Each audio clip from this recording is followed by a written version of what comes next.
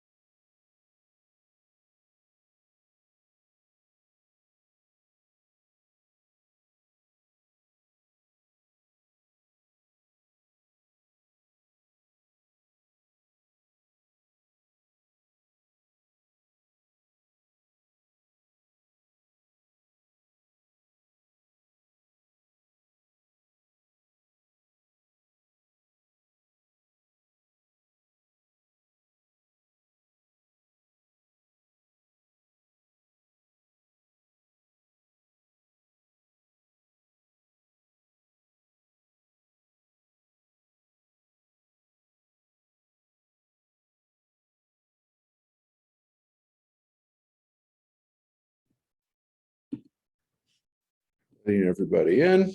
Recording in progress. Whoa.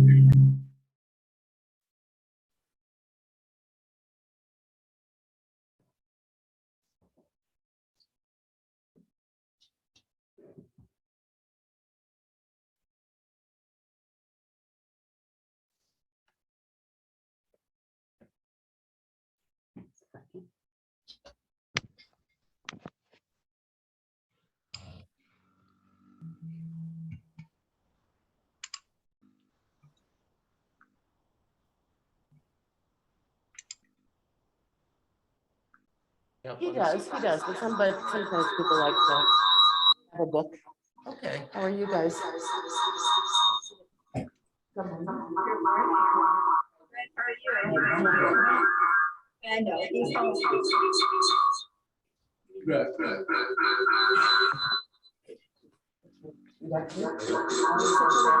Hello. Hello. Hello.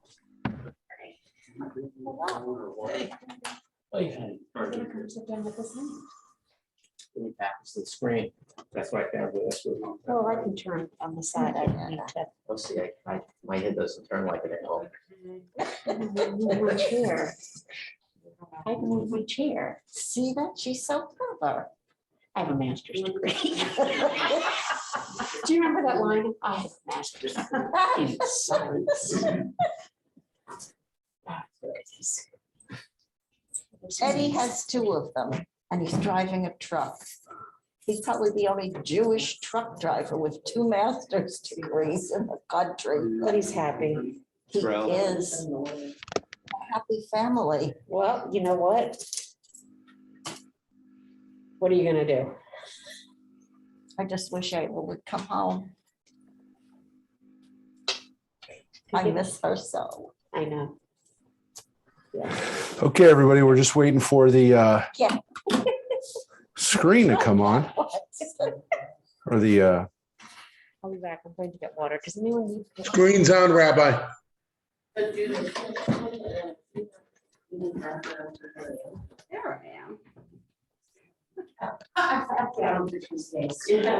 Well, we don't, that would not be our choice. Yeah, no, We won't do today. Yeah, no, we won't do today. We have another class tonight. No, I want to do today. We have another class tonight. Yeah. Tuesday's our crazy day. I have class at 1 o'clock today. My sister. no, we're waiting for, we can't see you yet, so. Yeah, we're volunteering at the senior center today and tomorrow. So we'll have to leave That's about right. 10:35 or so. they ask, Wednesdays are day, because I like to do, one thing a day.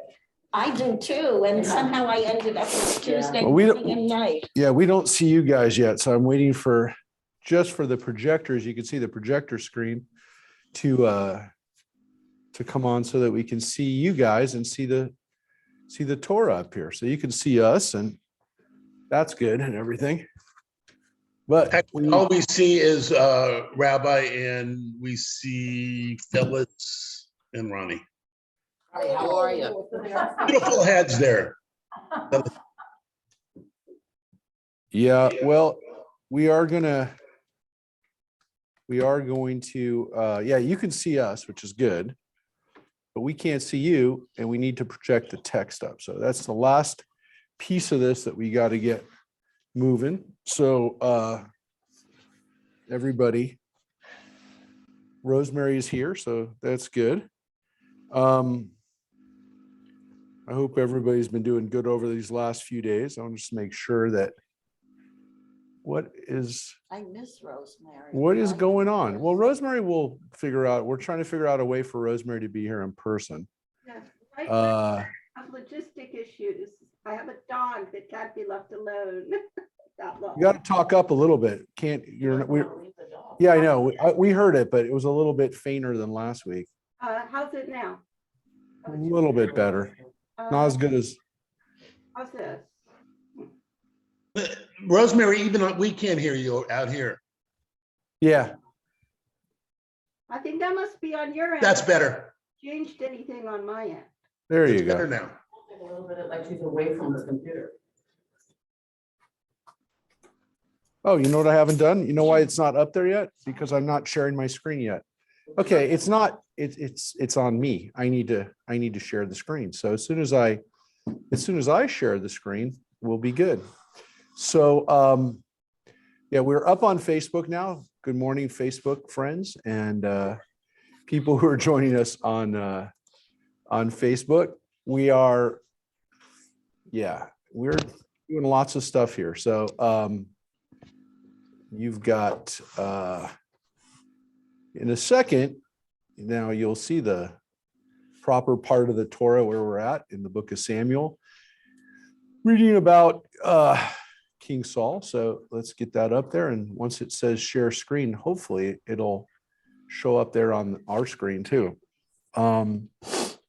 So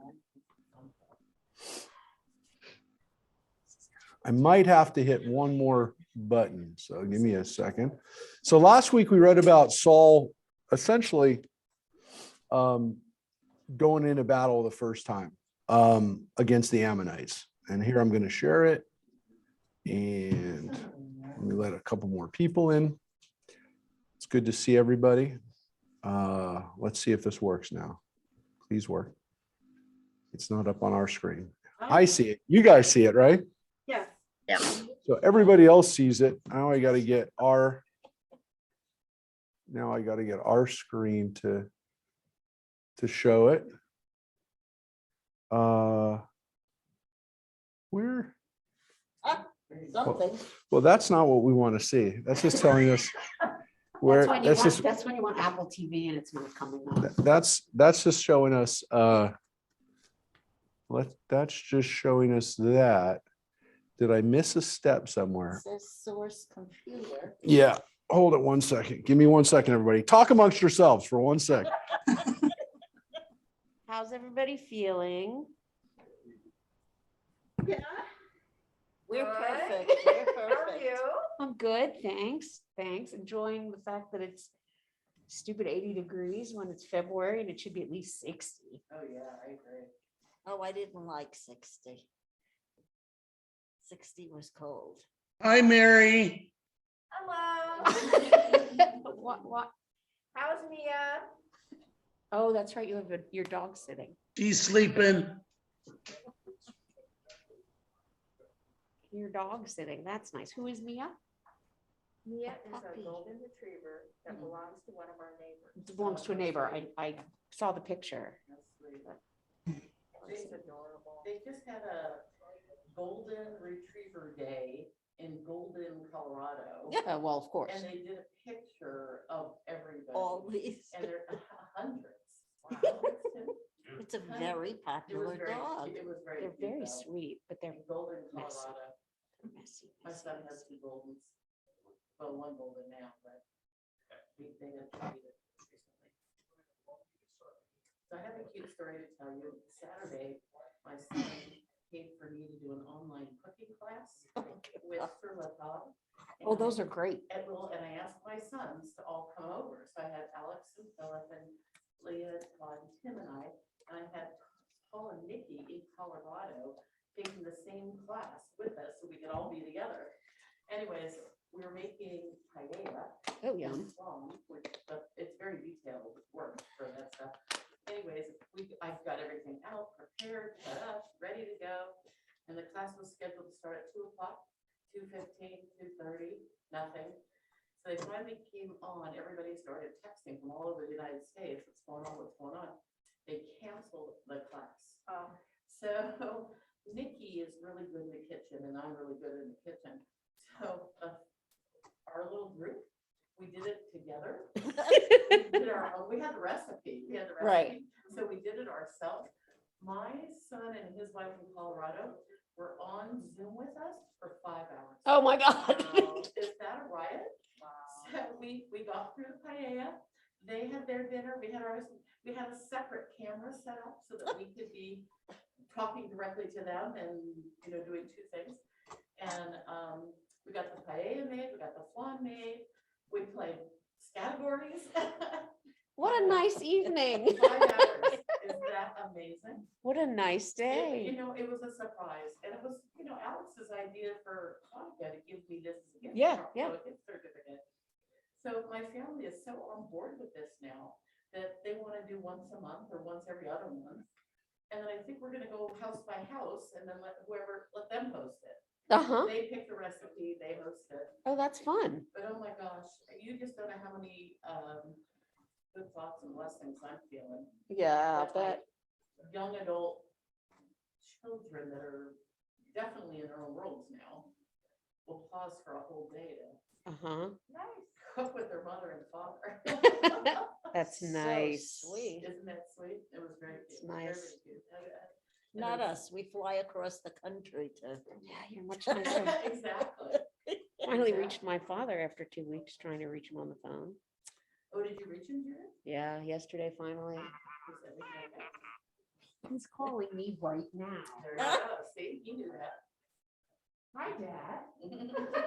I just said how I talked to you yesterday. And then Sunday, we went to an unveiling I give of out. a friend of mine that passed away Hello. in June of 19. Because by June of 20, we were not able to do that, June of 21. So we did it Sunday. And, there's just 9 of us that are really tied into the story. But it's funny, my friend Rhoda who passed, she was not married, had no children, nobody to help her, all her family was, predeceased her.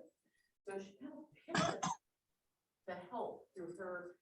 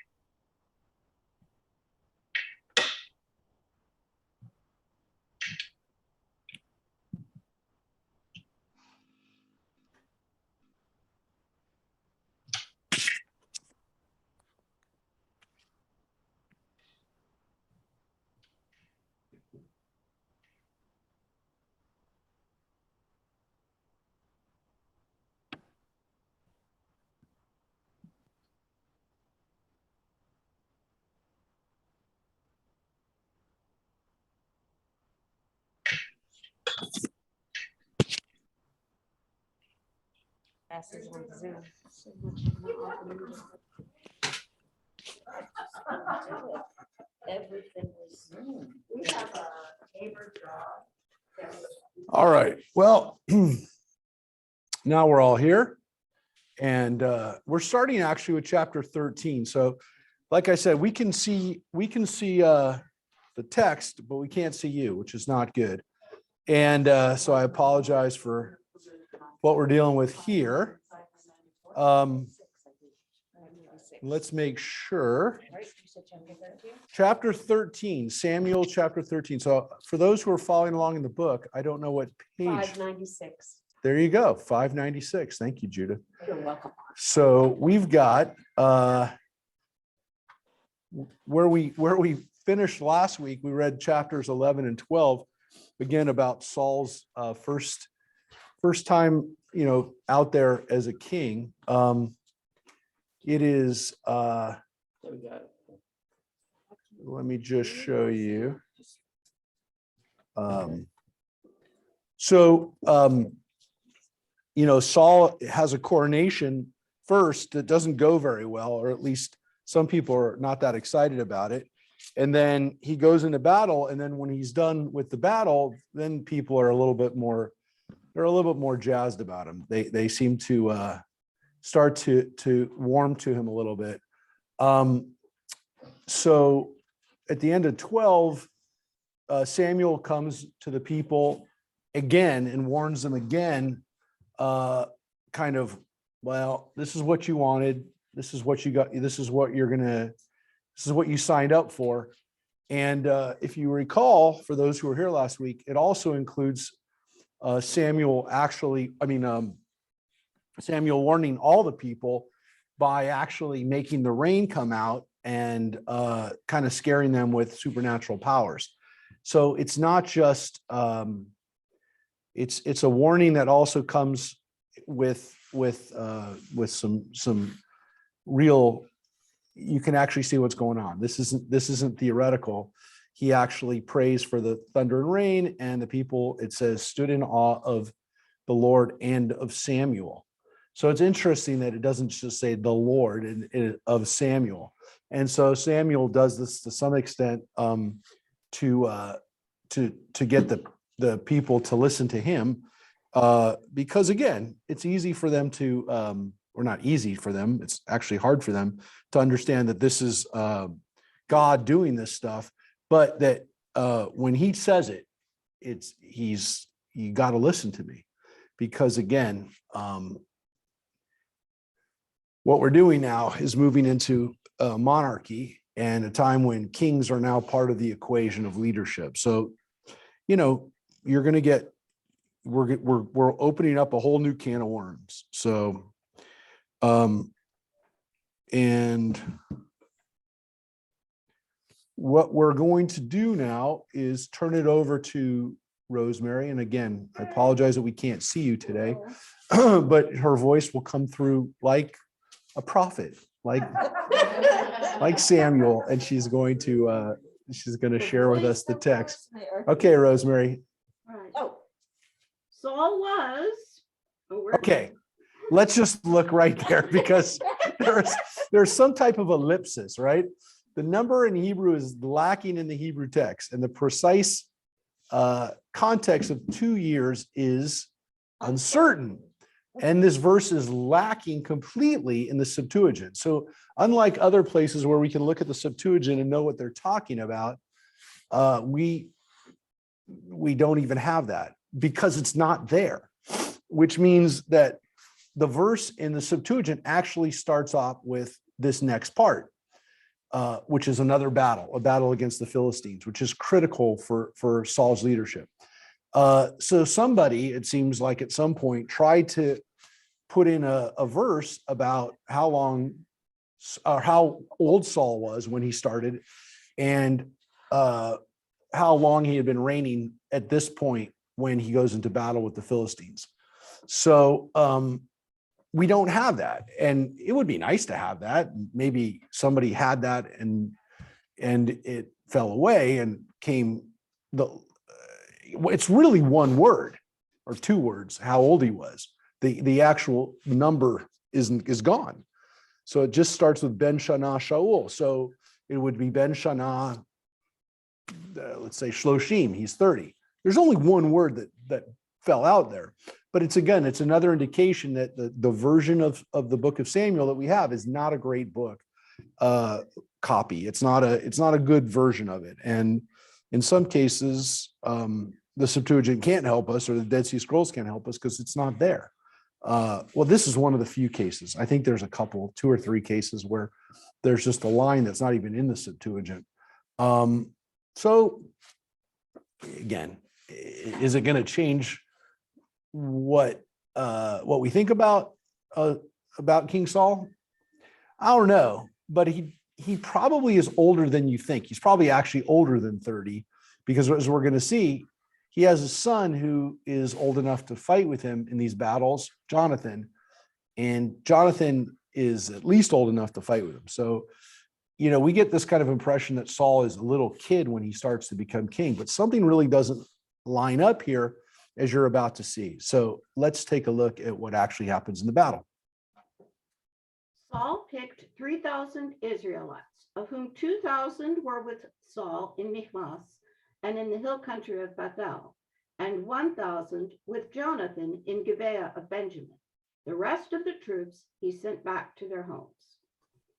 Jonathan struck down the Philistine prefect in Geba, and the Philistines heard about it. Saul had the ram's horn sounded throughout the land, saying, "Let the Hebrews hear."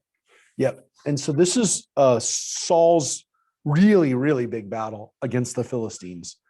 And we know the Philistines for the last several generations have been oppressing us Israelites. They were oppressing us during the time of Samson. They were oppressing us during the early or during the time of Samuel, when we went to war against them and they took the ark from us. They have been the main power in the region. And so what Saul's doing now is really, really important, because the Philistines, unlike some of these other people, including maybe even the Ammonites, some of the Canaanites, the Philistines have a more advanced army. We're about to see that they have chariots, which is something that we don't have. It gets more serious than that. According to what you're about to read, we don't have weapons. We don't have metal weapons. Why? Because the Philistines didn't let us have metal weapons. It doesn't say that, but you can easily infer from this that one of the things that the Philistines would do is come through Israelite villages and towns and say, "Where are your weapons?" and take them away. And of course, you could hide them from them, but you couldn't hide a lot. You couldn't hide a whole arsenal. And so you're going to say, well, they had farming equipment, right? They had a rake, or they had they had reaping and sowing, they had the till. Yeah, they did. But those aren't ready for battle yet. They have to be refashioned. The smiths have to go out and then sharpen them up and make them ready for battle. That's why we say that when there'll be peace, right? We'll do the reverse. We'll turn our spears into pruning hooks, right? We'll turn our weapons, right, into implements of peace and farming. Well, this is the opposite. This is turning those things into battle, because they didn't have it. So they're going against a people, the Philistines, who not only have weapons, beyond that, they also have chariots, which is the most advanced weapon. So this is a really critical moment in Saul's life, because now this is him really taking power. And you can see he doesn't have a lot of troops that he goes into battle with initially. He has 3,000, and he splits them up. And it says his son, well, it doesn't say it's his son yet, but we will say his son, Jonathan, has 1,000 troops. So he takes a third of the troops himself. to go do his part of the battle. So they only have 3,000 troops. So it seems a little bit more like not really guerrilla warfare, but not open pitched battles yet. And what does it say that he does? He goes down and he kills the Philistine prefect in Gibeah, which again, we assume, if we look at the note, it is Gibeah. In this part, it's spelled a little differently, but Gibeah is where Saul came from, which is in the heartland of Benjamin. It's miles from Philistine territory, but it tells us that the Philistines had prefects. They had governors or representatives in the Israelite cities to make sure that they weren't having weapons, that they weren't causing trouble, that they were paying their taxes. So what does he do? He goes and he kills the guy. So that is the open declaration of war to say, we're now fighting back against the Philistines. The Philistines are now, we're now at war with them. That's what they do. And so it says that Saul sounded the shofar, which again reminds us that it was a call to battle, the shofar. It wasn't just for religious purposes. It was also for political purposes and for military reasons too. So people would hear that shofar, and as he says, let them hear. So it's also interesting, it says let the Hebrews hear, not Israelites, but he's kind of using it interchangeably, but maybe Hebrews includes other peoples besides Israelites. It could technically include Ammonites or Moabites or even Edomites or these other nations that are descendants of Abraham, who are also under the Philistine authority. And again, the Philistines are Aegean peoples. They're basically Greek people. And I don't know, it could be just another word for Israelites, but it could be all the people who are from our area who don't want these Greek type people there for us. Yeah, Gail, were you gonna say something? Oh, okay. All right. So here's what happens. Rosemary? Oh, sorry. When all Israel heard that Saul had struck down the Philistine prefect and that Israel had incurred the wrath of the Philistines, all the people rallied to Saul at Gilgal.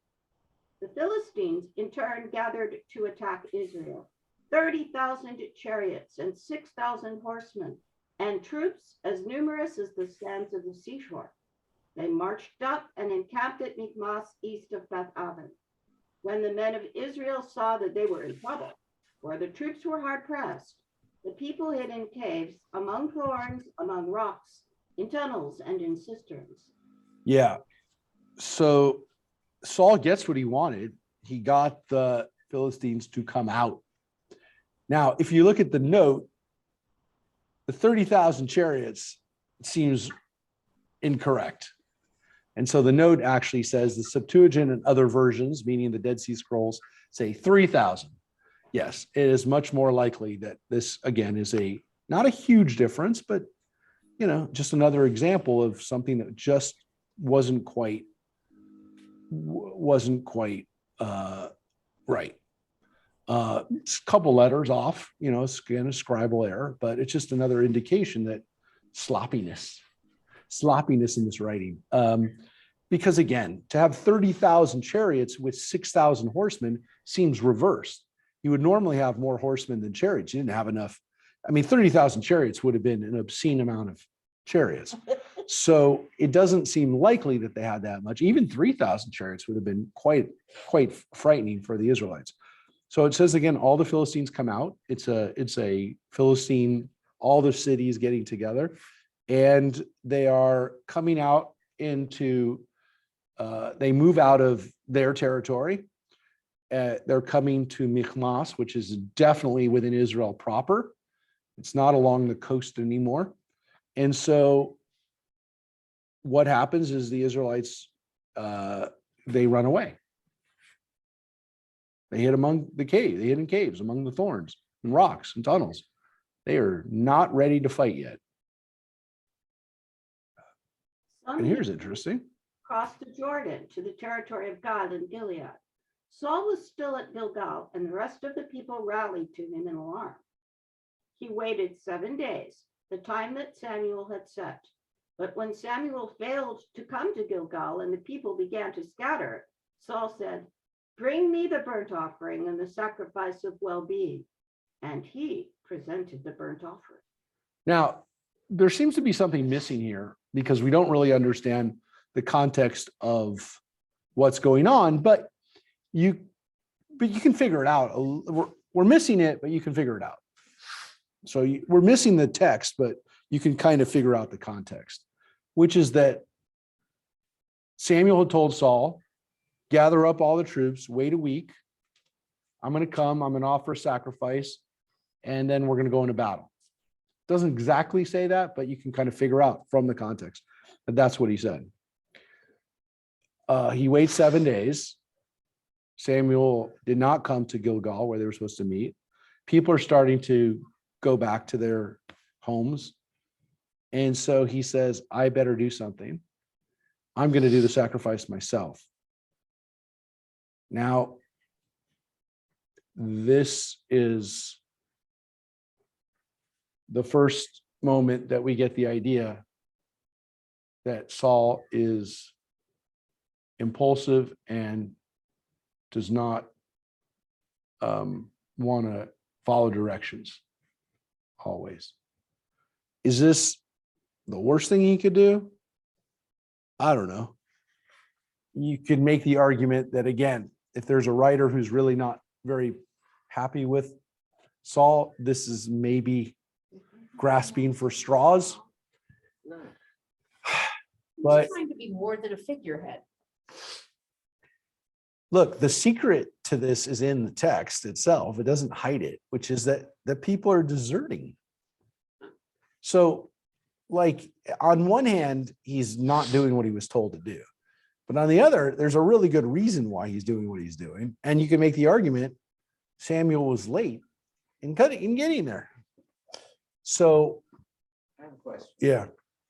Is there also the hint of implied power struggle that Saul is treading on the prerogatives of prophets and priests, and the political leader shouldn't be doing that? Yeah. Yeah. And the one thing that David doesn't do is he doesn't do that. He knows he doesn't always do what he's supposed to do, obviously, but he listens to the prophets and he listens to priests when they tell him what to do. Again, it's a tough stretch because, yeah, he didn't do what he was supposed to do, but you can also make the argument, what was he going to do? Samuel I didn't mean, do what he was supposed to do either. what? I said Samuel didn't do what he was supposed to do either. Correct. So Samuel's not without, some fault in this, but we know that Samuel didn't want to have a king in the first place. Mhm. So you can make the argument he's testing him, that he's got, I don't know. What is this stuff being actually written? It's not being written contemporaneous with the events. Yeah, but you're right, maybe not, but it seems to be not that far away in the sense that there's details in here, which it seems as though people who are privy to what happened seem to have it, which is also what we have in especially when we get to the stories of David. There's conversations that happen in there. And again, we have conversations back in Genesis, but they have a different tone. They have a somewhat mythic tone. And the words, it's almost the details that aren't necessary that you have in the book of Samuel, where you go, this doesn't sound like somebody had the distance from the events to now you can make the argument, well, they're just imaginative and they wrote a really good historical fiction, but it doesn't seem that way because it is different from the text in Genesis. And we even think that some of the authors wrote Genesis. I mean, it's very possible that some of the authorship of Samuel was from people who also wrote in the book of of Genesis, all the way back there. And I'm not, I don't mean just Genesis. I mean Judges and Numbers. It's, other parts of the Bible up until this point. But there seems to be, at least in Samuel, a closeness to the events that it doesn't seem like that's the issue. It seems like there is an agenda here that the author has I mentioned it last week, is a very fine line. They want to bash Saul, but they can't bash Saul too much because everybody knows what happened. I mean, that's part of the issue too, is people know because it just happened. It happened, 20 years ago, or it happened. There's still people who can walk around and say, yeah, but that's not exactly the way it happened. You could say, okay, but that's not the way it happened. That's not my perspective, but it did happen. So if Saul did indeed not listen to Samuel at this point, then that's the kind of detail where you're like, well, what really happened here? And so you almost get, well, we have two perspectives here that we're really only getting one, but it's close enough so that the other perspective, you can't just say, you can't just say that Saul got up there and offered a sacrifice and never had permission to offer it. What we're really doing here is splitting hairs in the sense that Samuel was supposed to offer the sacrifice. Everyone knew that Samuel was supposed to offer the sacrifice, and he did it early. And that's essentially what we're talking about here. It's not about like the bigger issue. Does Saul go around making sacrifices? I'm just using that as an example. There are other examples in this too, where you really come down to, you're splitting hairs here. So, we get that, in other parts of the Torah, but here it's so frequent, and it seems like it's much closer to when it happened. It doesn't seem like it's 200 or 300 years later. It seems like maybe it's 20 or 30 years later. And it seems like the people are tiptoeing around the facts that everybody knows. Just keep that in mind, because it helps explain why you'd be like, well, you could explain that in a different way. So just keep that in mind. So we already know what's going to happen, because we were told that Samuel had told him what to do. But again, it seems weird because it didn't even set up the fact. It didn't tell us what was supposed to happen in the first place. So here's what happens. He had just finished presenting the burnt offering when Samuel arrived, and Saul went out to meet him and welcome him. But Samuel said, "What have you done?" Saul replied, "I saw the people leaving me and scattering. You had not come at the appointed time, and the Philistines had gathered at Michmash. I thought the Philistines would march down against me at Gilgal before I had entreated the Lord. So I forced myself to present the burnt offering." Yeah, and if you notice here, it says the meaning of Hebrew uncertain. And again, it seems from the Hebrew and what it means that he knew he wasn't supposed to, but he did it anyways. And he gives his reasons, which are, I thought the people were going to leave. And I thought if I don't do something, we're going to get attacked and we're all going to die. So I didn't just decide to do it. I knew I shouldn't do it, but I did it anyways because I didn't feel I had a choice. So this is the problem that we have with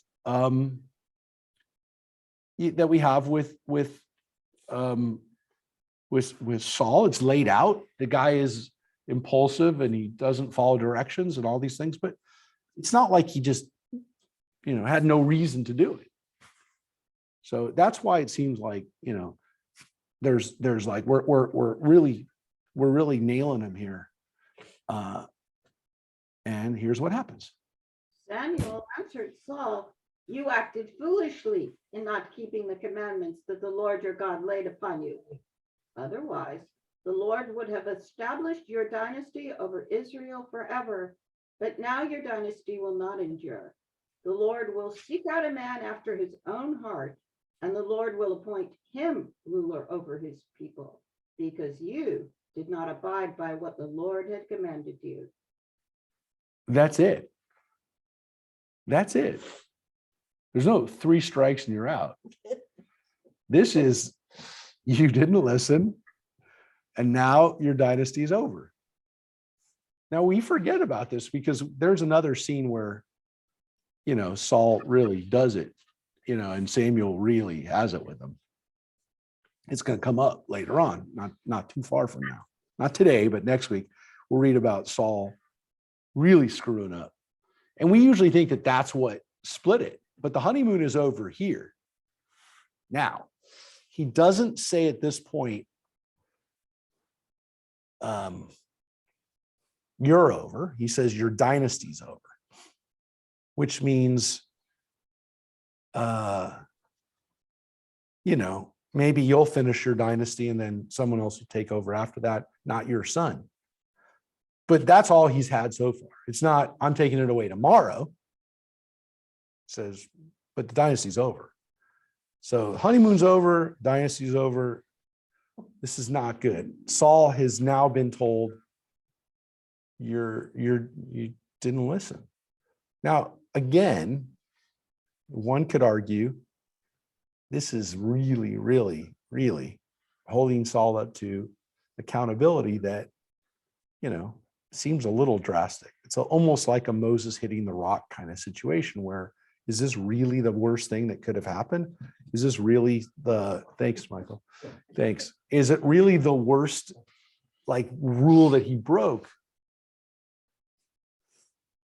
That is the unfortunate situation that we have now, that we were introduced to Saul 3 chapters ago. We were introduced to him, and he's already done. Rabbi, Ronnie pointed out that the whole essence of time is sometimes not a reality. And it says here, the dynasty will not endure. But what period of time is that? What do you mean? It says, but now your dynasty will not endure. The Lord will seek out a man after his own heart, and the Lord will appoint him ruler over his people. What was the time period in that? I mean, it will not endure. So how long of a period of time was that? So he's only been king, according to that first kind of cryptic line, he's been king for 2 years. Because of a short period of time. So he's been in power for 2 years, but he's now been told that he's going to be the last king. Yeah. Now, in all fairness, we don't know how long the dynasty was supposed to last for, in the sense that King David's dynasty ends up lasting for 400 years. Oh, That's a long time. Yeah. It's a long time, folks, for a dynasty to last. It's not all great times, as we're about to, well, not about to, but when we get to the book of Kings, we'll see that it's not all good, but that's for one person to have another generation come and another generation to come. That's a long time. 400 years is a long time, which is a pretty successful career. And it's one where we would say, maybe God's behind that. And by the time that the Bible was at least edited, it was very likely that somebody 400 years later takes all this stuff and says, yeah. What Marcia's point is, I'll establish your dynasty forever. It's not going to be forever, right? Though we're descendants of King David and we're still here, so who knows? Christians definitely believe that Jesus was a descendant of King David, so they believed he was going to rule forever. But if you last for 400 years and then your descendants are still alive, and you can make the argument that, and they do, that the kings who are alive when the temple is destroyed and when they get exiled and all that other stuff had it coming to them, and had it coming to them for years, for maybe hundreds of years, they've been screwing up and had deserved it, and God keeps relenting. And you can create that vision of that and that reading of it, that understanding of it, if you've been lasting for 400 years. And it's very easy to say, oh, this will endure forever. So basically, I guess the concept is that we have endured. Even though things have happened, we wavered back and forth, good, bad, ugly, whatever. I guess we have endured, right? I mean, like you just said, we're still here. again, the fact that we didn't stop and that we are now once again rebuilding and excavating and living in the city of David right now, it's not, when you take it into the context of 400 years and people reading this for 3,000 years and still having a connection to it, it's hard to argue it. Yeah. When nowadays, Americans reading histories of the Civil War need to be aware of the fact that very often authors, historians who are writing about the Civil War are really talking about issues in politics today and color the interpretation of events and details in the context of justifying a political position they're taking on issues that are relevant today. And that's what may be happening here in the Bible. The writers, the editors are involved in the political controversies that are going on in their time and projecting back into Samuel's time and writing it from that point of view. Yeah. Or not far away during the time of David and Solomon's time. So they were Where- apologists for David, possibly. Correct. And that's most likely. And the reason is it really doesn't seem like there's that much time that has passed between what's being said here and the way it is. And they're tiptoeing around the facts in the sense that they can't just blow it out. They can't just say, well, Saul did this and did that. And people are going, wait a second. My grandfather was there. There was a battle. Samuel was late, and that's what happened. So you can't exactly erase it. That's why when you see them twisting this kind of stuff, you're like, oh, wait a second.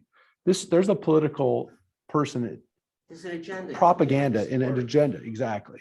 And they're twisting some of the things that happen. Michael, were you gonna? Yeah, can you unshare your screen? Okay. And then I can access the settings. All right, so I'm just gonna take it off for 1 second. Yeah, it's Okay, off. and I'll- Michael's here. He's gonna try to get you guys. We want to see the text and we want to try to get this working. So we're taking a quick break. Don't go anywhere. We're gonna Go outside see if and we have a can- cigarette. no, don't do that.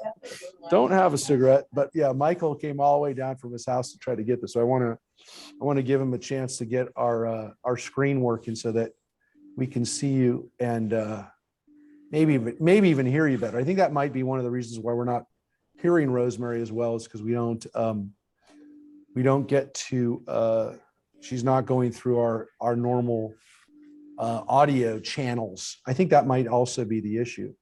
But in a second, hopefully the screen will come back up. Yeah. Yeah. So Ronnie also brought up an interesting perspective about, That's 2 that hours. now and then, right? And, Yeah. how it is.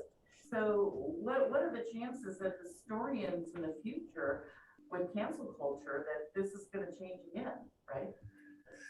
Well, So that couldn't have happened. well, listen, it's there is an interesting thing that you're bringing out, which is how will people write about the things that happened during our time? Well, There, I'm too, but I'm even talking about going back to the Bible. no, but if people go back, you raised the point. What will people say about the way that we lived and the way that we engaged in these discussions? I just don't, we don't know. We don't know how they'll what perspective they'll take. What will their agenda be? We don't know, because history is always written by the winners.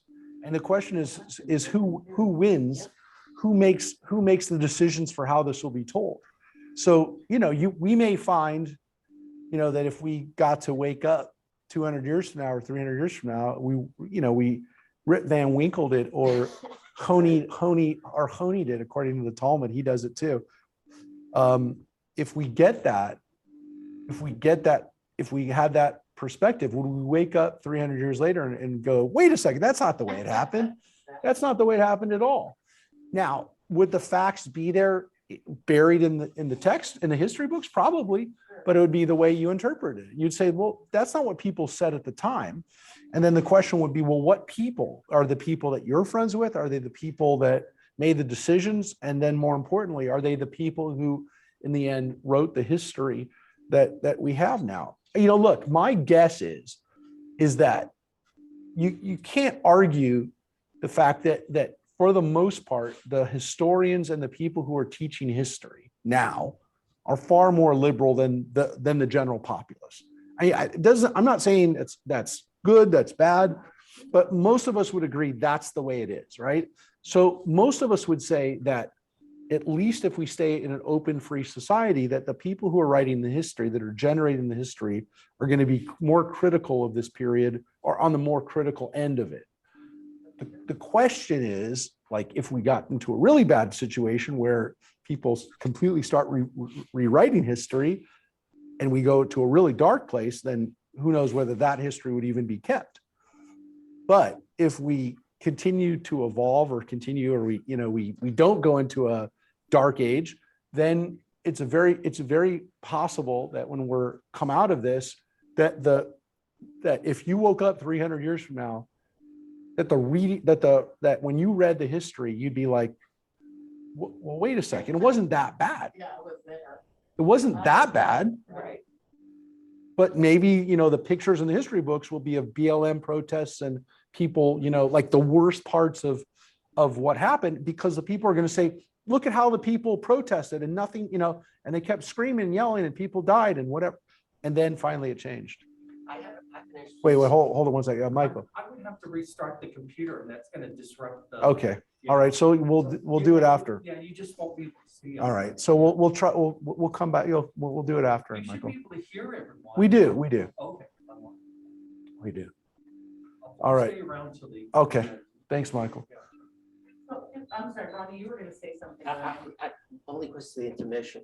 I had an interesting experience this week. I'm reading a biography of King George III. Oh, And I learned something, and I was a history major, and I learned something completely new. yeah. Turns out at the end of the 7 Years' War, which we called the French Indian, You weren't. Yep. George had signed a number of treaties with Indian nations that helped the British fight against the French Yep. and their allies. Yep. And he issued a proclamation that the colonists couldn't expand beyond the Appalachian Mountains. The Ohio. Yeah. Into the Ohio Valley. But the trick was Washington, Jefferson, Patrick Henry, John Hancock, every name on the Declaration of Independence virtually had invested in developing the lands west of the Appalachian Mountains. So now I have this totally different view. George III was protecting Native Americans from people who wanted to expel them from their own territory, and he wanted to observe treaties that he had signed with these people. Whereas the American patriots who were fighting for freedom were really pissed off because they wanted to make a lot of money in the Western lands. Whole different point of view. Yeah.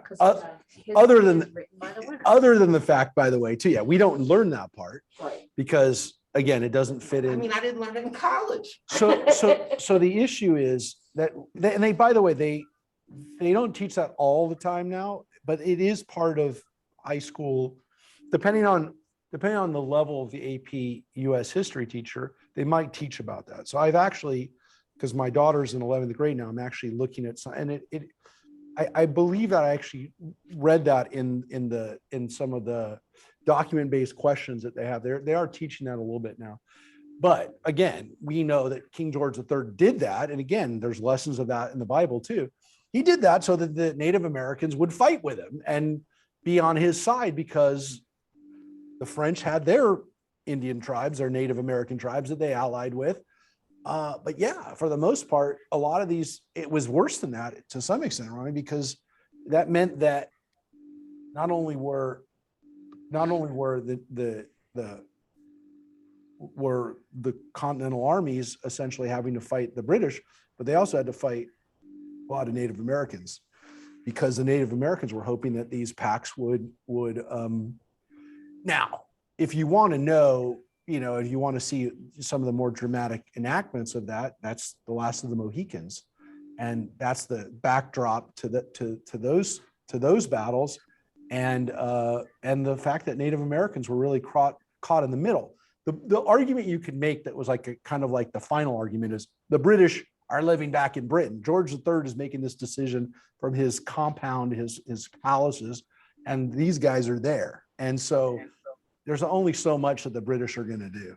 And also, British are not as history progressed, if you will, as life progressed.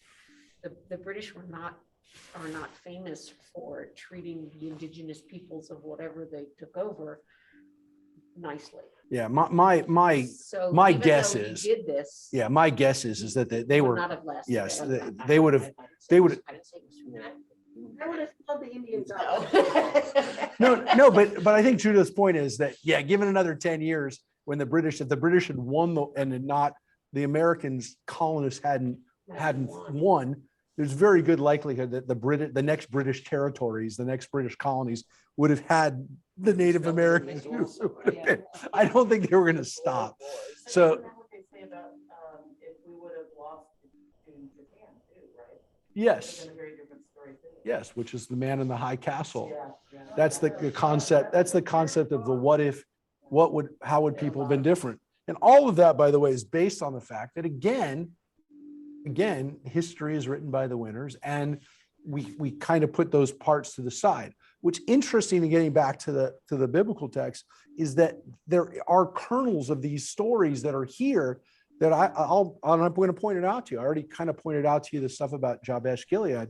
There's little kernels of stuff in here that if you read between the lines, you get those stories that Ronnie's talking about that history doesn't talk about those nuances. The fact, and it is important to know that there were these things at play in the colonies that we don't talk about. And There is that line in the Declaration of Independence about the king isn't letting us expand westward. is it in the Declaration? Yes, it is. I remember it because I saw that in high school. And they didn't make the teacher didn't make a big deal out of it. She was a very liberal teacher, but it was there.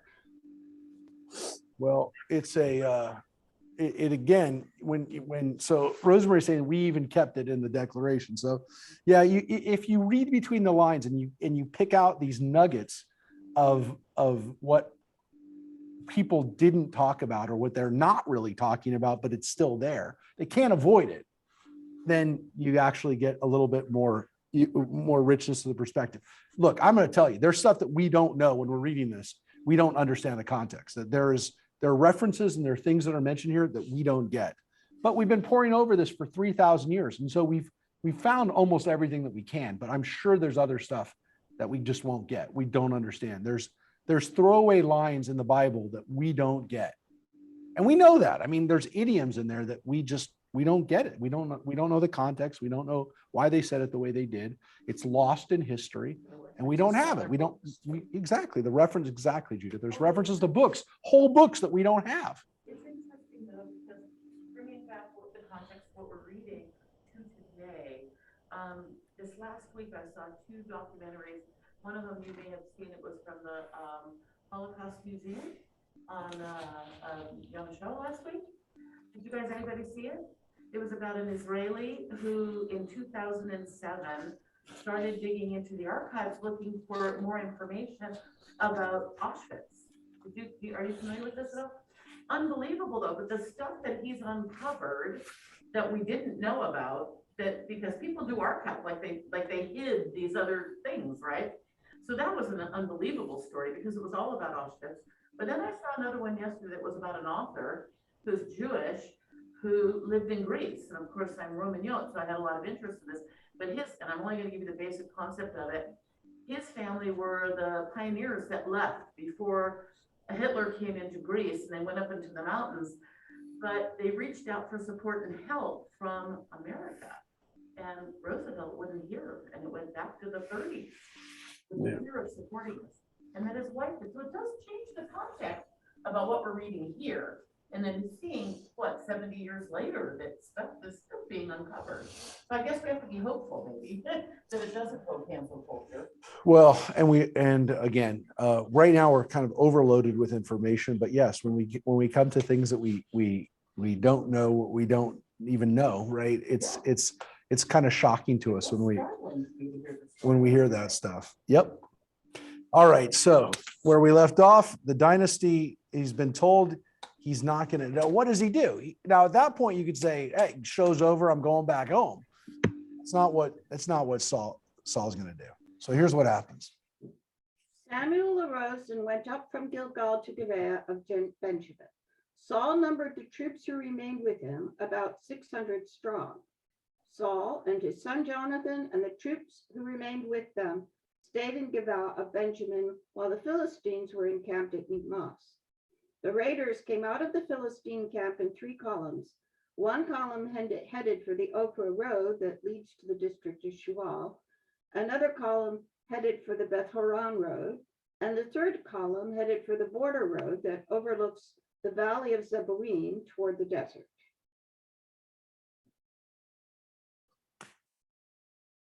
No Read one more paragraph. to be found in all the land of Israel, for the Philistines were afraid that the Hebrews would make swords or spears. Wow.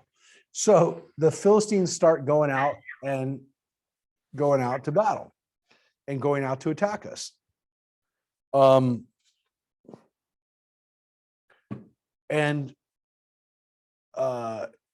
it's now time. And the problem is it's time now for war, and there's no spears or swords. So this is really, really serious. So it seems as though one of the things that the Philistines did to make sure that the Israelites wouldn't get out of hand is they wouldn't let smiths do their work. Did they kill them? Did they not let them work? Literally, they had a hold on the Israelites by not letting them have weapons or even things that could be made into weapons. So this is crazy. They're literally, the Philistines are now coming out to battle to kill them, and they don't have spears. They don't have swords.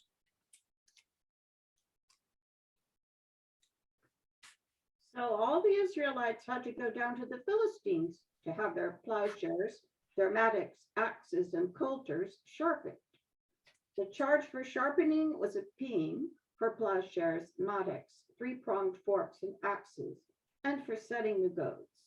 So these are the way that the Philistines kept them in line. Literally, if they wanted to get their stuff sharpened, if they had to go to the Philistines in order to have their farming gear, their stuff for their cows, their goads, anything with metal, they had to go there.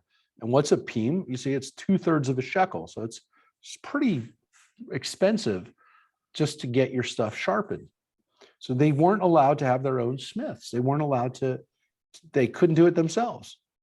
So it means all the bellows, all the equipment for doing this stuff, they didn't have access to it. So literally, you're talking about the way to keep somebody out of power, keep them down, is to not let them have access to the technology. This is very relevant, and this is something that we've known for a long time. How do you keep people from hurting you? You don't let them have that technology, right? So you don't give them the weapons. You don't give them the airplanes or the drones or whatever it is. Nuclear bomb. Yes. This is the problem when our enemies have technology that we try to deprive them of having, right? And then they can go to war against us. So here's what happens. Thus, on the day of the battle, no sword or spear was to be found in the possession of any of the troops with Saul and Jonathan. Only Saul and Jonathan had them. Keep going. Now the Philistine garrison had marched out to the pass of Michmash. So this is not good. Saul and Jonathan are the only guys that have their own weapons. Nobody else has a weapon. So the king and the prince have weapons and nobody else has weapons. And the Philistines are going out and marching up against them. And I mean, at this moment, right now, at the end of chapter 13, there is no way the Israelites can stop the oncoming onslaught of the Philistines. You need a miracle. And we always, when we already heard that Saul has made Samuel not happy. And so now what are you going to do? What are you going to do with nothing? With a king who's already upset God? We have no weapons. What are we going to do? So here's what happened. One day, Jonathan, son of Saul, said to the attendant who carried his arms, "Come, let us cross over to the Philistine garrison on the other side." But he did not tell his father. Now Saul was staying on the outskirts of Gibeah under the pomegranate tree at Migron, and the troops with him numbered about 600. Yeah, troops that don't have any weapons and that are with him at, again, in his area in Gibeah, They have pomegranates. under a pomegranate tree. So, Pomegranates. so they are, We're gonna stain you pink. so what is going to happen? We're going to throw pomegranates on you. There's 600 troops, not a lot. This is not a good situation. But what we see is that Jonathan, and here it says that Jonathan is the son of Saul. This is like the first time we've heard that. We've been introduced to him in the last chapter, but now we actually see who he is. He's Saul's son. So Saul is old enough to have a son who is fighting and seems to be a little crazy, a little nutty. He is not afraid to go into battle, though he is afraid of his father. Because he says, "Don't tell dad. Don't tell dad what I'm about to do." Because that's what he says. He says, "Don't tell my father."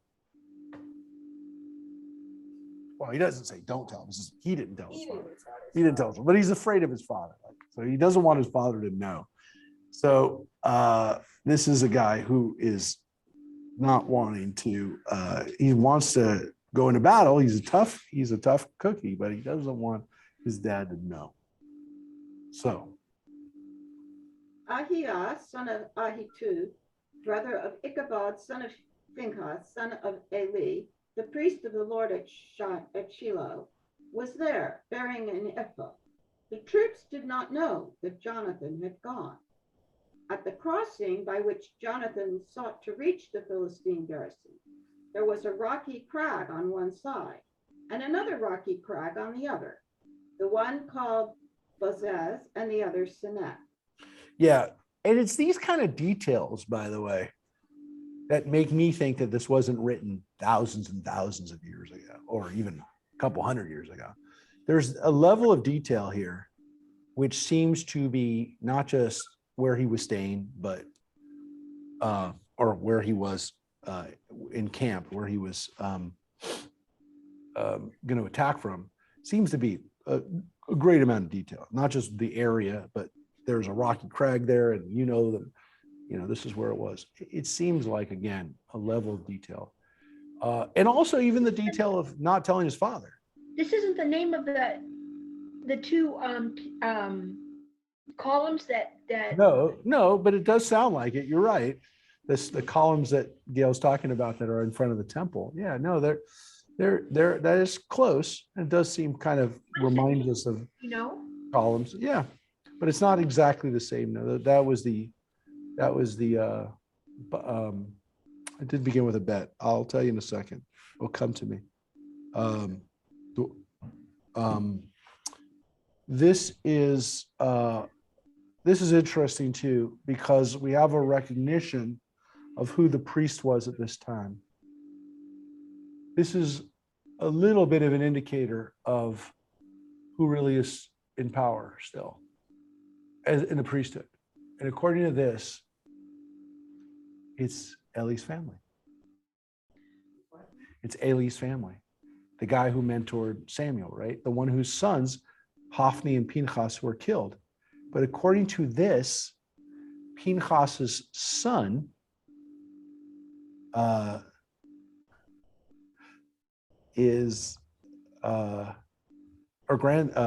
Pinchas's grandson is the one who's priest right now. And it's a very strange mention of him because we have this guy Ichabod that we were introduced to as well. The one who was born the day his mom dies, the day that Hophni and Pinchas die. We read about this guy. We read about Ichabod. So he's come back, but not as the guy who's the priest, but it mentions him again, which means he probably was at some point a priest. Now, we don't know that for sure, but it seems like there's a reason why they mention him again.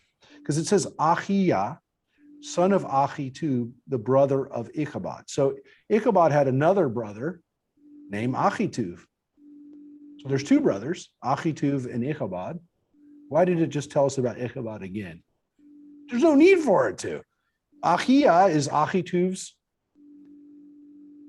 son. Achitub, it goes Eli, Pinchas, Achitub, and Achiyah. That's the line. It's a priestly line that's gone through Eli. But why is Ichabod mentioned? So What does Ichabod meant? Like nothing?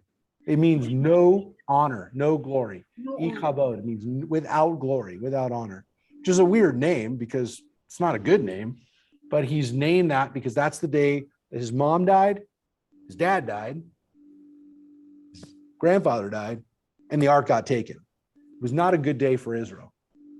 Not a good day in Jewish history. But it mentions him again, probably because at some point he was priest. And then his nephew Achiyah becomes priest.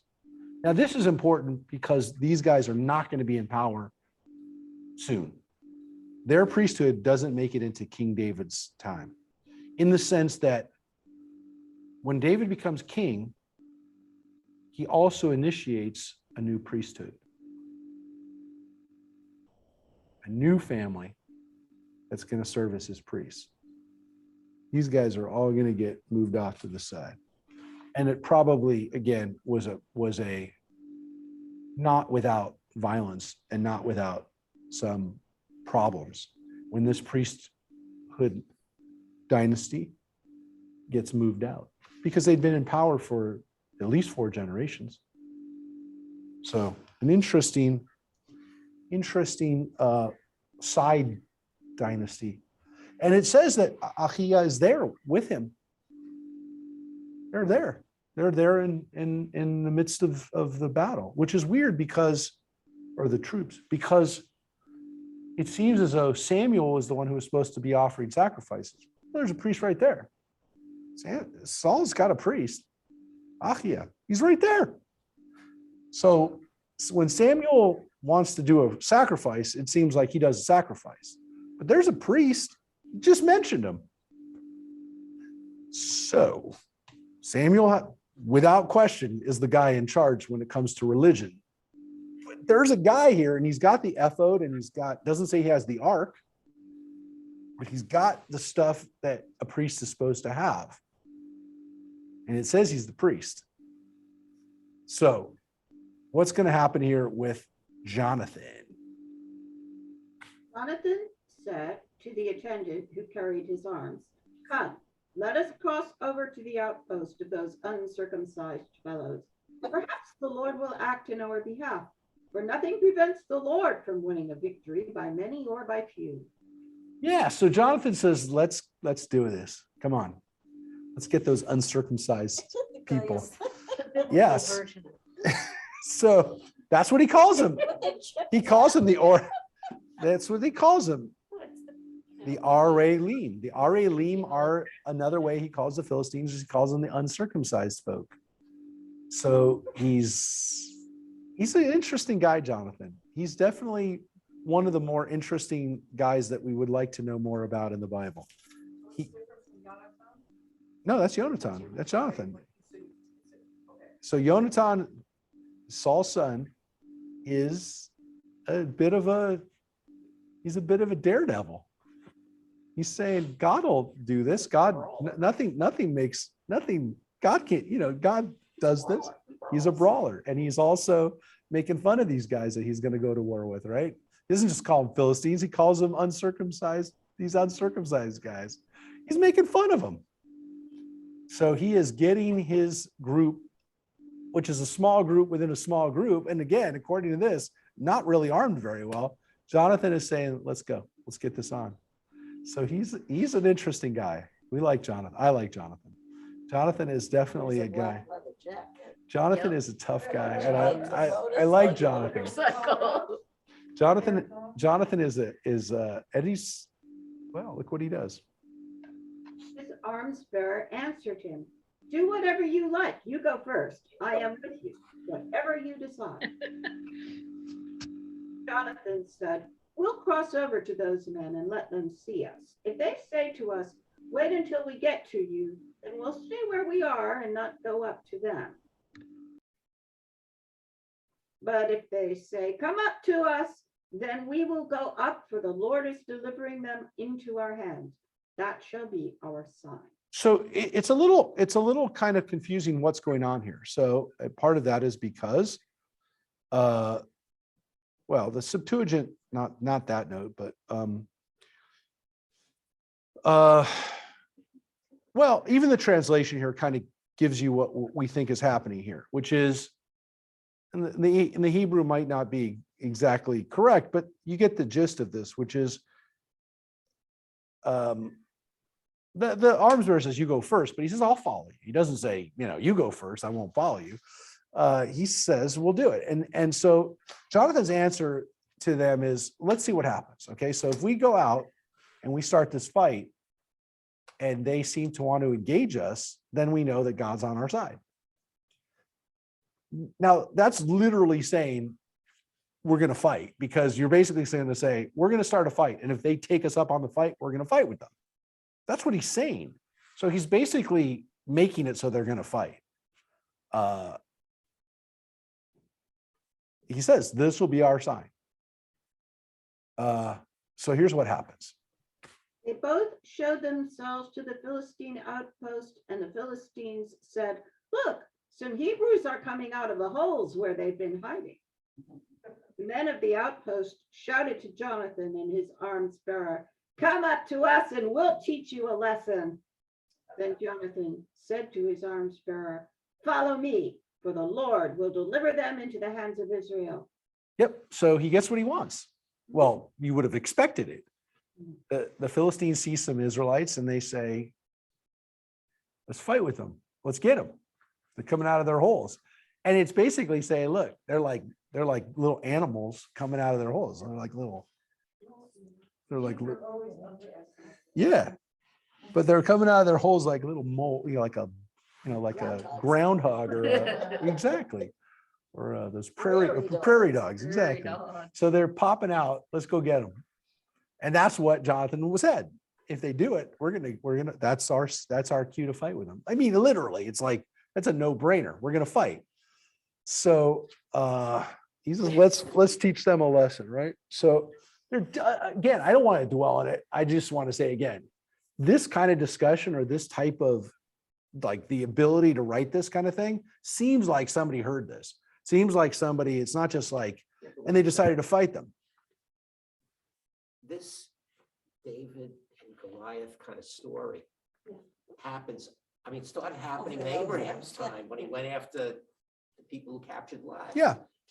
Well, it's not a matter of the fact that the same story that we've heard over and over and over. The difference is look at the language. Come, we'll teach you a lesson, right? It's not when we have the story of Abraham, for example, fighting against the kings of the East, we don't get this dialogue of going back and forth. They're coming out of the holes. Like we hear what the Philistines say. We hear what then the response was. There's a level of detail here to this, which They're trying to make it more palatable to the children learning the history. but it seems like either, okay, first of all, we don't know what the Philistines said. There was nobody writing what the Philistines said. Okay. That we know that. But the fact that somebody wrote that indicates that we need to know what they said.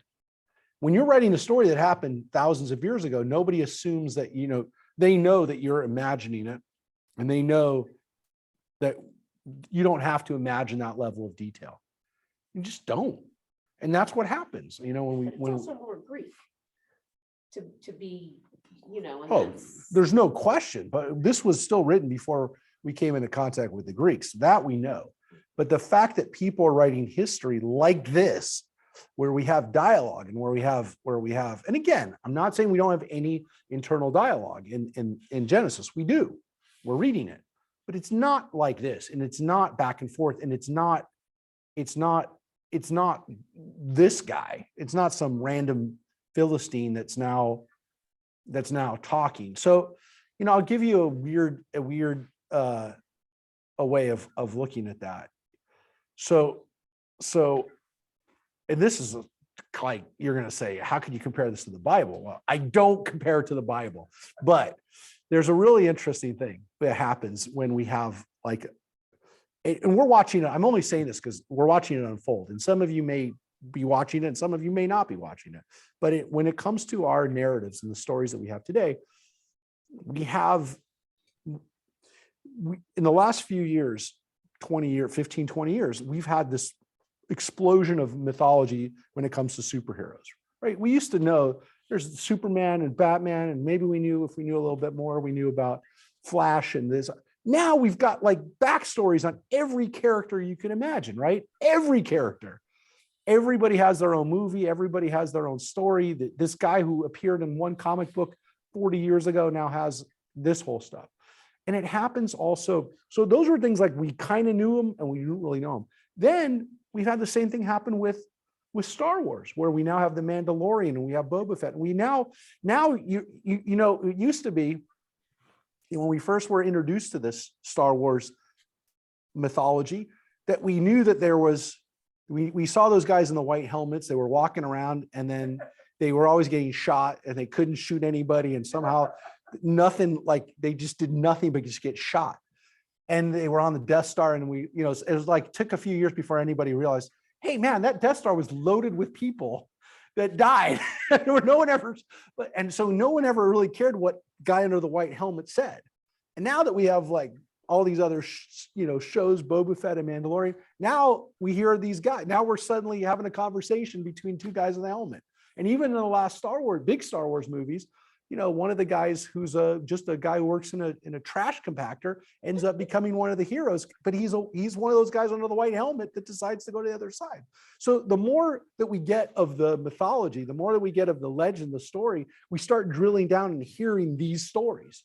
But you don't get those stories until you have something that you can base it on in the first place and understand that, what is a Philistine? We don't have Philistines talking very much even in the story of Samson, the Philistines are literally just guys getting killed. I mean, literally, he's just what? Except for Delilah. Well, we don't even know, by the way, that Delilah is Philistine. Well, let's assume she is. By the way, Delilah could have been a Jewish lady who just works with the Philistines, a collaborator. That's a whole nother issue. Correct. So it's very possible, but we don't know what's going on with those people oftentimes when we just get the kind of the mythology from 10,000 feet. But when we get down into it and get into the story, then these stories become stories where we actually hear the characters talking that we wouldn't have heard otherwise. And we want to have that, or we need to have that, because it's no longer just the bigger picture. Now we have these little stories, and we have these little narratives that we have in Samuel that we didn't have before. The theory, again, is that it's written because it's written closer to when the people lived, and they felt like we either had to have it or it did happen, and everybody knows it happened. So let's talk about what happened. So that's why you have this, come, let's teach you a lesson, and then Jonathan went into battle. And so here's what happens. And Jonathan clambered up on his hands and feet, his arms bearer behind him. The Philistines fell before Jonathan, and his arms bearer finished them off behind him. The initial attack that Jonathan and his arms bearer made accounted for some 20 men within a space of about half a furrow long in an acre of land. Yeah, so this is pretty tough. I mean, these are a couple of guys who go out and kill some Philistines in hand-to-hand combat.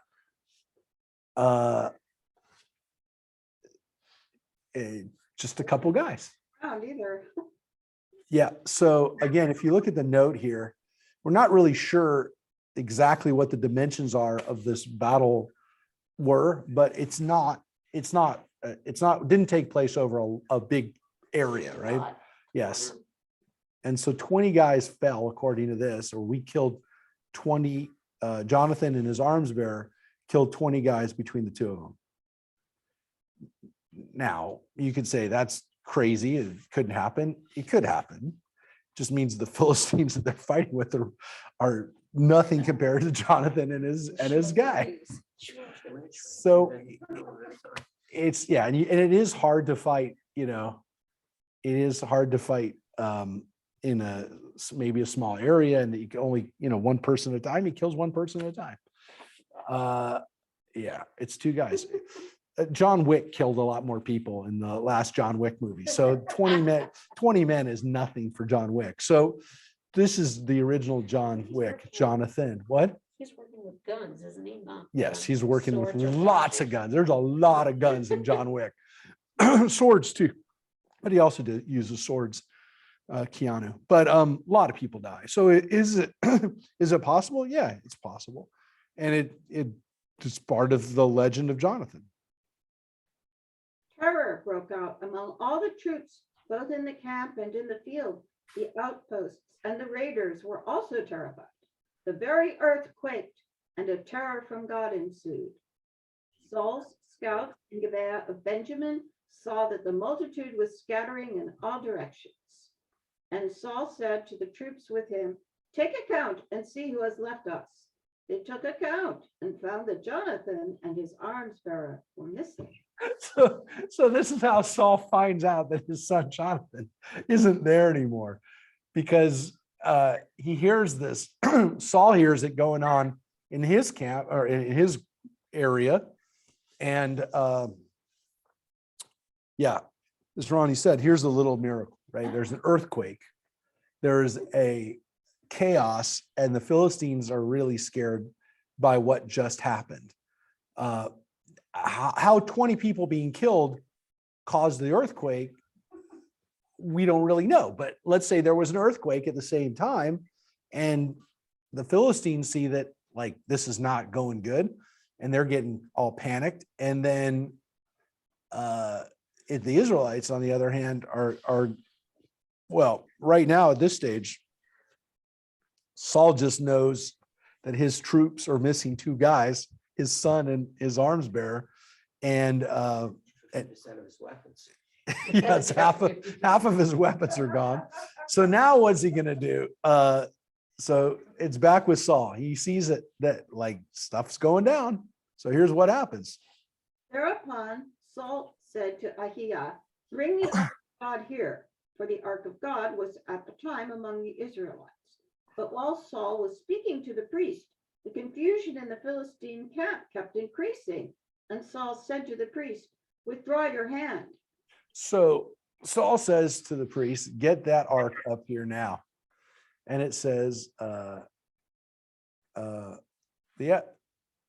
we heard about the ephod. We didn't hear about the ark. So the Septuagint has only the ephod there, which again, we don't know exactly what the ephod looked like.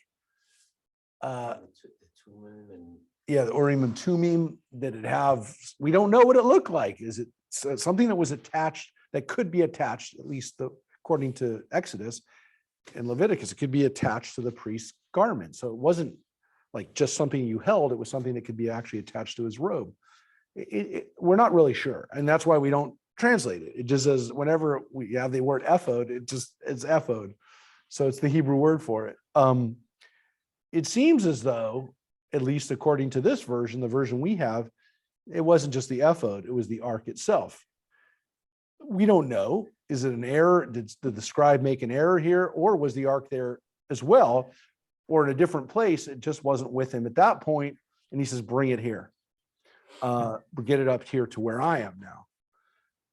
So Saul says, bring me some, whether it's the ephod or whether it's the ark, bring me God's power. I want God's power here with me right now. But there's a problem, which is that this is going to go down now. This is going to go down quick. And as he's doing this, the confusion in the Philistine camp kept increasing. So Saul sees that he has to do something quick. And so he says to the guy, withdraw your hand. Now, is that withdraw your hand? Like, did he put his hand on him? Was he about to do something with the ephod? We don't know. That's a kind of missing piece there, which we're not sure what really happens here, but we do know this. Stuff was happening in that moment. In that moment, Saul has to do something. Saul and the troops with him assembled and rushed into battle. They found the Philistines in very great confusion, every man's sword turned against his fellow. And the Hebrews who had previously sided with the Philistines, who had come up with them in the army from round about, they too joined the Israelites who were with Saul and Jonathan. What? But What? The Hebrews are with the Philistines. Out of the expanse. Now, Changing I will say that it says Hebrews there and Israelites later. So maybe they were Edomites and Moabites and other non-Israelite peoples who, again, it said Saul called him into battle with him. And maybe now those people are, so I do want to point out, they may not have been Israelites, but they could have been, but they are now fighting with Saul. These are people that the Philistines used in battle for them. And now they've now turned. So when it says that confusion was on them, that people's swords were turned against each other, you're like, well, did they suddenly just start fighting amongst themselves? Yeah, because some of their troops decided, I don't want to be part of your troop. This is not my army anymore. I'm fighting against you, which is crazy. It's crazy because it means that at that moment, the Israelite forces just increased considerably, and by people who actually had weapons, because the Philistines had outfitted these people with weapons, and now the swords are literally turned against them. Because remember, the Israelites don't have weapons. The Philistines do, and the Philistine collaborator armies do. And now those armies have turned against the Philistines.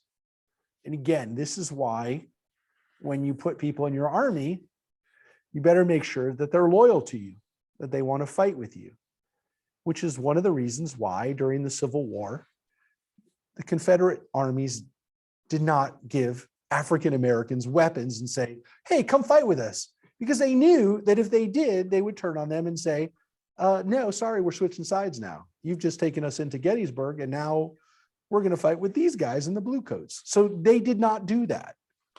They knew that that was not a good idea. They considered it, what do? We have a lot of African Americans who live with us. They're not going to fight with us. Why would they fight with us? Seems to be a similar kind of situation. Confederates, by the way, did give weapons to their Native American friends. Oklahoma was filled with folks who fought for the Confederate Army during Cherokee that fought with the Confederate armies, because the Confederate Army said, we're not going to do to you what the blue bellies over there are going to do to you. So is it possible? Absolutely. These wars have always been more complex than we like to imagine. And oftentimes the Roman armies would have peoples who were maybe very similar to the people that they were fighting against. The Romans didn't like that, which is why, for the most part, when they laid siege to Jerusalem 2,000 years ago and destroyed our second temple, for the most part, most of those Roman armies were not Judean people, because they knew that Judeans who had defected, if you will, or had joined the Roman army could not be counted on to kill other Judeans. It just doesn't work for the most part.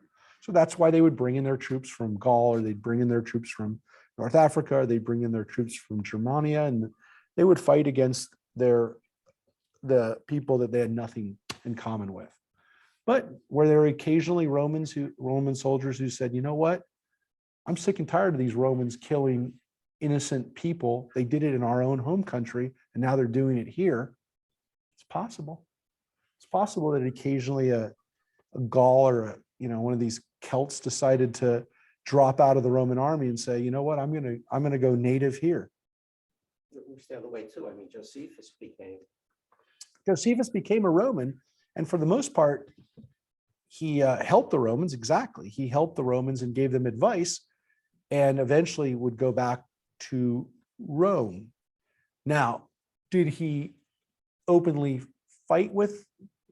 Did he actually kill Jews? He doesn't say he did, but he gave the Romans information that would help them kill more Jews and be more successful. So yes, there are Jewish defectors, and he was not the only one. And people who said, look, we have to collaborate with the Romans. They're going to be here. We can't ignore it. Can't fight with them.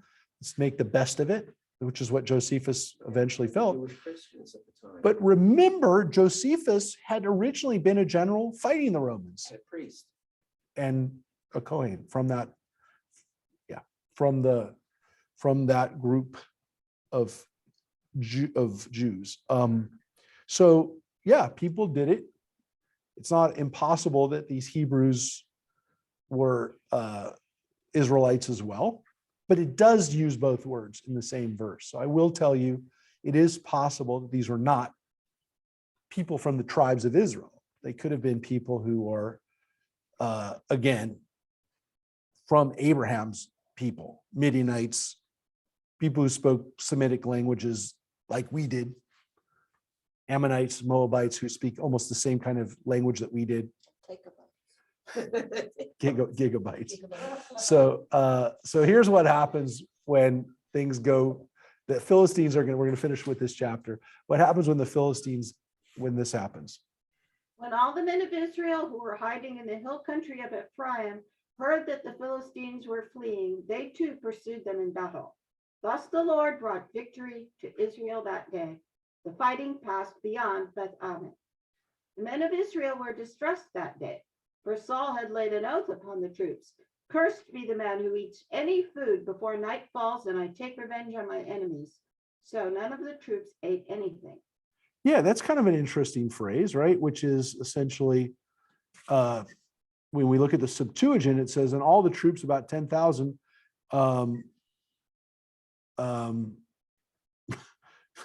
this is a little bit more detailed. Saul committed a rash act. It seems as though there's a difference of opinion on whether Saul did the right thing here. And he basically tells people, you're not going to eat until we've won our battle. Again, it seems to be another indication that Saul has a temper or has issues that make him a complex person, to put it mildly. So it was a good battle, it was a good victory, but people still, and by the way, it seems to say that the people of Ephraim, or people who are living in Ephraim or hiding out in Ephraim, also jumped into battle, which is like average guys that weren't even like planning on going to battle. They get in there. So it seems like things are good, but it does say the people are distressed. Everybody came to a stack of beehives where some honey had spilled on the ground. When the troops came to the beehives and found the flow of honey there, no one put his hand to his mouth, for the troops feared the oath. Jonathan, however, had not heard his father adjure the troops. So he put out the stick he had with him, dipped it into the beehive of honey, and brought his hand back up to his mouth, and his eyes lit up. At this, one of the soldiers spoke up. Your father adjured the troops, cursed be the man who eats anything this day, and so the troops are faint. Jonathan answered, my father has brought trouble on the people. See for yourselves how my eyes lit up when I tasted that bit of honey. If only the troops had eaten today of spoil captured from the enemy, the defeat of the Philistines would have been greater still. They struck down the Philistines that day from Michmash to Ayalon, and the troops were famished. The troops pounced on the spoil. They took the sheep and cows and calves and slaughtered them on the ground, and the troops ate with the blood.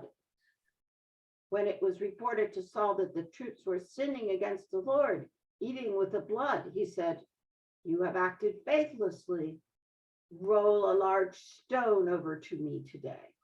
So Saul wins a great battle, but at a cost that partly seems to be done by him because he laid down a curse on anyone who ate. His curse goes on to his son, which reminds us a little bit of Jephthah and throwing out curses in battle and what should happen. There doesn't seem to be logic to what he had said initially, because you're saying he's not going to let anybody eat. That's crazy. And Jonathan's answer is, gosh, if my dad let us eat, we could have done even better in battle. Instead, he's got us all famished. He's got us all sick. So he's undermining his father's authority right away. Rabbi, And I have to go. I missed this. I know. So you got to go. We're going to finish this up. Thank you, Rosemary. I'm going to read the last few lines. Thank you. And again, this scene where Jonathan dips his spear into the honey also is a little reminder of Samson and the honey out of the lion. Honey seems to be kind of, and by the way, here it's very clear that the honey is from bees. This is not date honey. This is honey that they got out of so there's a big discussion, by the way, whether honey in the Bible is always date honey or whether it's bee honey. This is clearly bee honey, and whether there was cultivation of bees and honey and that kind of stuff is there. That's open to whether there was apiaries and those kinds of things. Apius, there was beekeepers. We don't know, but it does seem to be. They do seem to know it. They seem to like it. Jonathan definitely likes it. And again, Saul is losing his mind, and he says, "Roll a stone over me today." That was the line here. Again, the Septuagint has slightly different extra word, roll a stone over me here today, but you get the gist of it. He is not happy. And Saul ordered, spread out the troop among the troops and tell them that everyone must bring me his ox or sheep and slaughter it here and then eat. You must not sin against the Lord and eat with the blood. And every one of the troops brought his own ox with him that night and slaughtered it there. This Saul set up an altar to the Lord. It was the first altar he erected to the Lord. So he makes an altar. They do sacrifices. Assumingly the priests did the sacrifices, but he made it. He established it. And he's trying to get the people to do the right thing, which is not eat animals with blood in them, which we know goes against the laws of kashrut. We've heard it before. So he's actually telling the people to follow the rules. He's not. I mean, maybe he was wrong to tell people not to eat, but he also is not like Jonathan, which is Jonathan's basically saying, do whatever you want. Let's eat. Let's get this food in. Eat it now. And it said that they slaughtered the animals and ate it with the blood. Now they're saying, no, we're not going to do that. We're going to have it. We're going to do it the right way. We're going to have an altar to God. We're going to make sacrifices. We're going to eat the way we're supposed to eat meat as Jews, which, by the way, is an indication that at least by the time of King David, King Saul, that we know. And again, for people who say, well, did Saul have the Torah? Did he know what was in the Torah? I don't know, but he knew about this. He knew about this practice that we had, which was not to eat blood and meat. Saul said, let us go down to the Philistines by night and plunder among them until the light of the morning. Let us not leave a single survivor among them. Do whatever you please, they replied. But the priest said, let us approach God here. So Saul inquired of God, shall I go down after the Philistines? Will you deliver them into the hands of Israel? But this time he did not respond to him. Now, it seems at this point, Saul is kind of following the directions. He doesn't get an answer. He doesn't know what he's supposed to do. So Saul, at this point, right now, is not happy because his son has disobeyed him. He's already been kind of gotten in trouble with Samuel already because he's heard that the dynasty will be taken away from him. But yet he's winning this big battle against the Philistines. And so, Jonathan was the hero on that sword. exactly. Now, Jonathan's definitely going to be recognized as a hero. And we know that Jonathan and Saul have a complex relationship. It's not Saul hated his son. Jonathan was jealous of Saul was jealous of Jonathan. Jonathan hated his dad, all that stuff. It's much more complex than that, because that would be the easy way. That would be the easy story, that this is a father and son who don't like each other. It's not like that, because I'm not going to ruin the story to tell you that at the very end of their lives, they die together. In the last moment, they're fighting together. It's not that they're fighting against each other. The last two people die in battle together, in the battle that they die in, are the two of them. So, but this is not a good day for Saul, which should have been a good day. So he wants to know whether he can finish them off. Do we finish off the Philistines? Then Saul said, "Come forward, all chief officers of the troops, and find out how this guilt was incurred today. For as the Lord lives, who brings victory to Israel, even if it was through my son Jonathan, he shall be put to death." Not one soldier answered. So he literally says, if it is Jonathan, I'm going to put him to death. I'm going to kill him. But no one's going to tell him. And he said to all the Israelites, "You stand on one side, and my son Jonathan and I will stand on the other." The troops said to Saul, "Do as you please." Saul then said to the Lord, the God of Israel, "Show Tamim." Jonathan and Saul were indicated by lot, and the troops cleared. Now, again, what is this Tamim? It's the Urim and Thummim. So if you look at the Septuagint, it makes a little more sense. It also makes sense why they talk about the ephod being there. Yeah. There seems to be, God, we got to get an answer here. And the Septuagint says, "Why have you not responded to your servant today? If this iniquity was due to my son Jonathan or to me, O Lord, God of Israel, show Urim. And if you say it was due to your people, Israel, show Thummim." So he literally says, let the magic 8-ball, right? Or the die.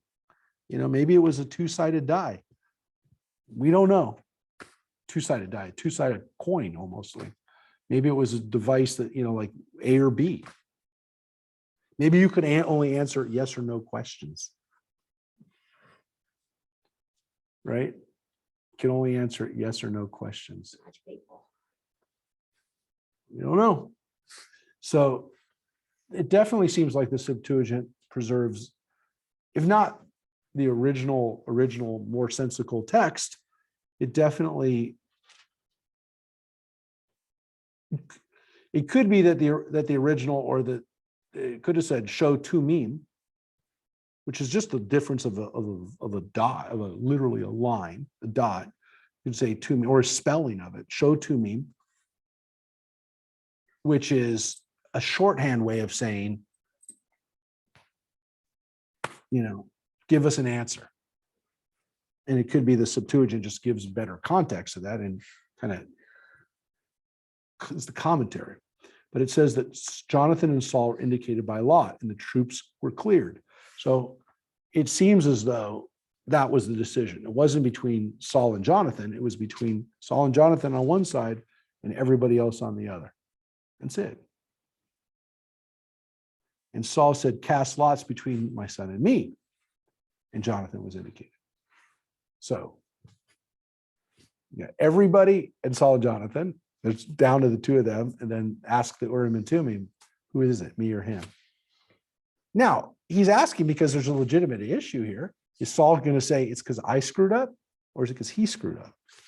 Is it me, going into battle without waiting for Samuel, or is it my son who I made a promise, and I made the promise that no one was supposed to eat today, and he broke it? And at least the answer from the Urim and Thummim is it's on Jonathan. Saul said to Jonathan, tell me what you've done. And Jonathan told him, I only tasted a bit of honey with the tip of my stick in my hand. I'm ready to die. And Saul said, thus and more may God do. You shall be put to death, Jonathan. And the Septuagint adds, thus and more may God do to you, to me. So it's an interesting addition. Thus and more may God do to you, may do to me. But the troops said to Saul, shall Jonathan die after bringing this great victory to Israel? Never. As the Lord lives, not a hair of his head shall fall to the ground, for he brought this day to pass with the help of God. Thus the troops saved Jonathan, and he did not die. Saul broke off his pursuit of the Philistines, and the Philistines returned to their homes. So there's one more little thing to say before we finish, but what happens? Pretty clear. The troops say, they tell Saul, you're not going to touch Jonathan. This is a dramatic scene where the troops basically rally to Jonathan and say, are you kidding me, Saul? That's the guy who actually delivered us today. And you're going to punish him because he had some honey? No. So it says the troops saved Jonathan and he did not die. But the tragedy of Saul and Jonathan and the way they go out is to some extent set up by this story. This story where Saul was prepared to kill his son Jonathan for tasting some honey. Now, of course, he didn't just taste honey. He went against the word of the king. He went against the solemn oath of the king.